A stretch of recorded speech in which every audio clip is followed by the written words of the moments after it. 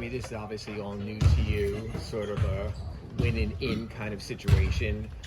Does it feel a little like Game 7-ish, or what does it sort of feel like just 48 hours coming off the season?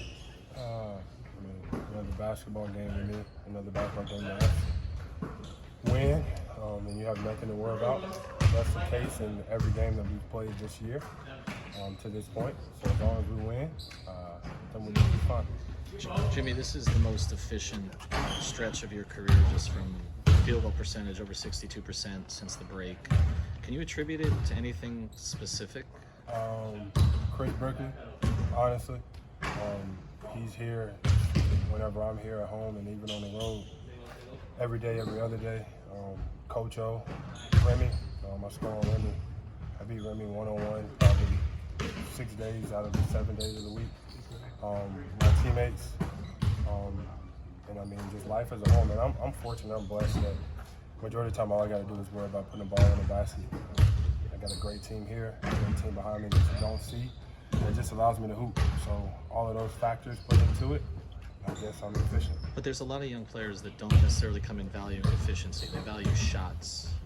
But it's over the course of your career, it's gotten better and better. That's not typically what happens. Is there a point in your career where you like, okay, I'm going to value possessions even more than I did before. I'm going to get to certain spots. I feel like whenever you come into the league as a nobody, as a defensive guy, honestly, I was told to get the ball to the really good players whenever I started. So I only could shoot the ball, 4 or 5 times. And it seems like every time I was on the team with somebody, there was always a player better than me. So I always got the ball to them, and so I moved up to 8 or 9. But whatever shots I do take, I believe there's shots that I can make. I'm going to continue to play that way, take care of the ball, share the ball, and pray and hope that makes us win games. Jimmy, it feels like we haven't talked about Tyler a whole lot this year because he's been so solid with all the moving pieces. But going into what's coming, how does the way he impacts the game different than maybe he did last year?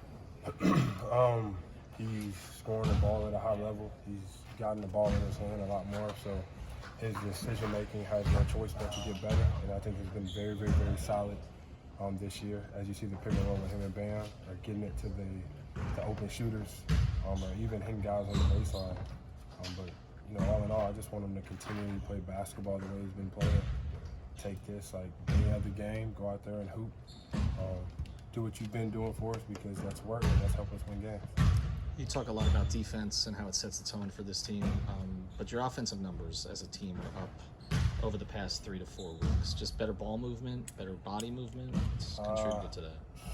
Shot making, honestly, that's the game in the game. If we make, I don't know what the statistics say. I don't pay attention to it, but I guarantee if we make 3 more threes per game, then our offense would look a lot better since November. But that's not where we're at. We're here right now. Offense is great. I think we need to pick up our defense a lot more. So hopefully, in this beginning of this new season, that some may call it, offense and defense is going to be really high. Looking at tomorrow's matchup, I think a lot of people make a lot of the trapping on Trae Young and stuff, but how important is sort of the backside of the defense when you guys are that aggressive up high, and how important is communication there? Very. Communication is going to be important on both sides of the ball. We're just going to have to fly around, rotate, talk, and just play hard. Whenever you're playing hard and playing with a lot of energy, good things happen. Sometimes you just get in the way on defense and the ball just ends up right there in your vicinity, or grab the ball with 2 hands off of a rebound, take it the other way. I think our communication is going to be at an all-time high, though. Jimmy, there were a lot of nights during the postseason last year where we were writing and saying that you were the best player in the playoffs. Where do you think you are now compared to where you were at that time last year? And is that something that when you go into a new postseason, you can say, I'm going to do that again? I'm going to do whatever it takes for my team to win, night in and night out. And honestly, I could care less what anybody likes. If I'm a good basketball player or a bad basketball player, Coach Pat and Coach Bo didn't bring me here because of what y'all like in the most respectful way possible. So as I take on, tomorrow's matchup and we get that done, we'll worry about what goes on down the line. But I think I'm going to be a decent basketball player at the end of the day. Do you think the play-in's been good for the league? You said what? I think the playing's been good for the league. Any type of basketball is good for the league. You think that your game when you were in Minnesota, you guys played Denver, was the impetus for this Honestly, I tournament? don't even remember that. You asked me Minnesota out of all places. You're special, man. One thing that's changed is the look of your bench, obviously, with Kevin now coming off and Kyle coming off and Caleb after starting. What do you like about what you have now coming off the bench is a different look? We got some vets, some champions at that. Guys that just know how to play basketball. Shooters that defend, that are hella smart. And so they not only make it easy for themselves, but everybody else is out there with them. So, between Kyle, Caleb, and Caleb, who's been in the system a couple years, they get the opportunity to play together, play free, and not worry about anything except for playing some great basketball. It seems like you've been going more to that Bam, Jimmy pick and roll late in the year. What are you kind of like about that action, and how has it evolved, do you think, over the season?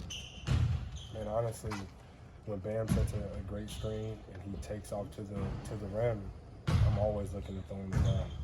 No matter who that is, whether it's Max on a pick and pop, my job becomes easier whenever I get to throw them the ball.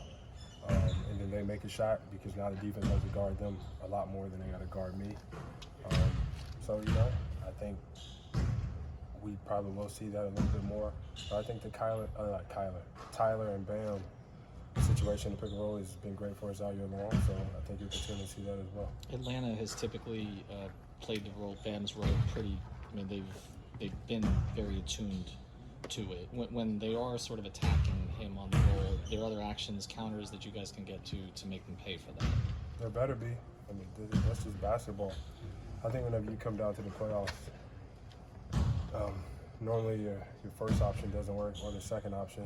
You'll be very lucky if the third option works, and then you just got to play basketball after that. So we'll see. I know what Bam's capable of.